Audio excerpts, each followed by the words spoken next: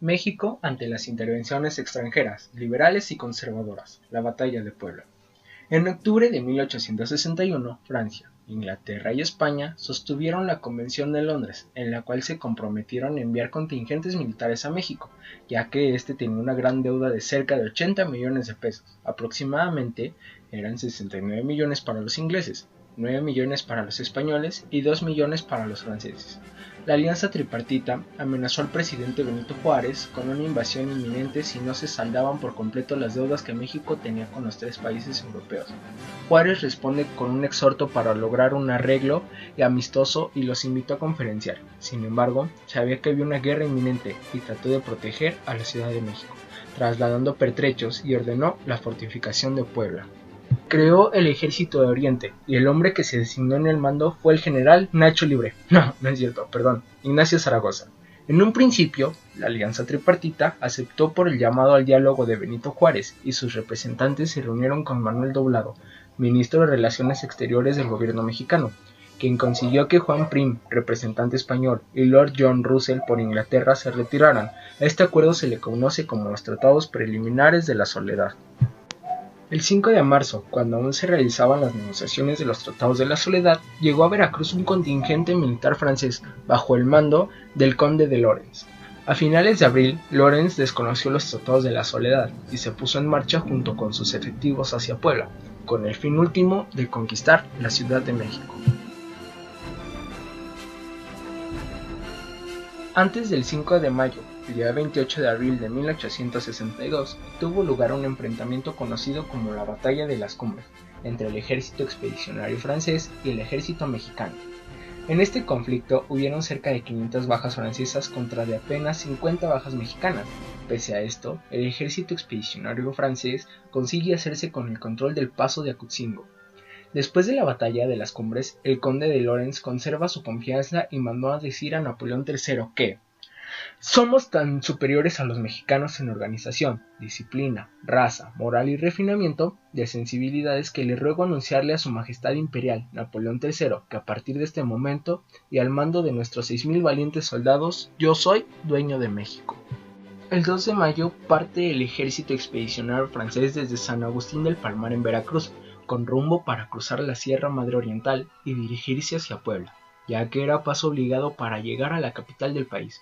Cabe señalar que el Partido Conservador apoyaba la invasión francesa e incluso formaron parte de la guerrilla que atacó en varias ocasiones al ejército de Oriente. Otros generales mexicanos también participaron en la defensa de Puebla, como es el caso de las tropas de Oaxaca dirigidas por Porfirio Díaz.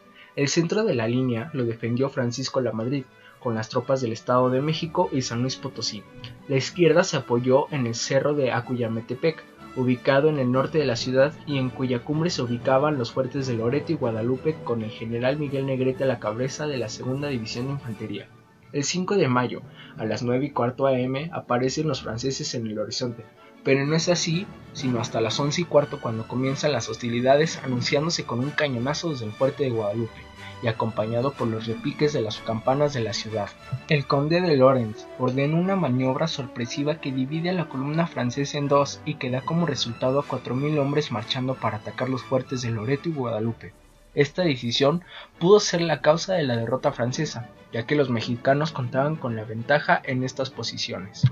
El 6º Batallón de la Guardia Nacional del Estado de Puebla, bajo el mando del entonces coronel Juan Nepomuceno Méndez, fue el primer cuerpo del Ejército de Oriente en hacer frente a los franceses, al ubicarse en la línea comprendida entre los fuertes y rechazar su ataque.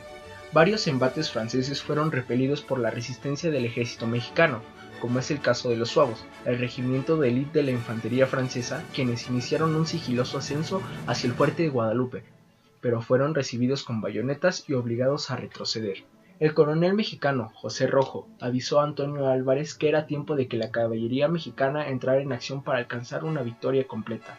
Ordenó a los carabineros de Pachuca cargar sobre los restos de la columna disparando sus carabinas y lanzando mandobles de sable sobre los franceses, siendo totalmente rechazados. A las 2:30 de la tarde, cuando los mexicanos empezaban a vislumbrar la victoria, Lorens se dispuso a lanzar el último asalto, dirigiendo a los cazadores de Vincennes y el regimiento de Suavos hacia Guadalupe. Zaragoza, dispuesto que el batallón de reforma de San Luis Potosí saliera en auxilio de los fuertes. Luego de ser repelidos por última vez, las fuerzas del ejército expedicionario francés comenzaron a huir completamente dispersados. Se replegaron en la hacienda de los Álamos para finalmente retirarse hacia Amozoc.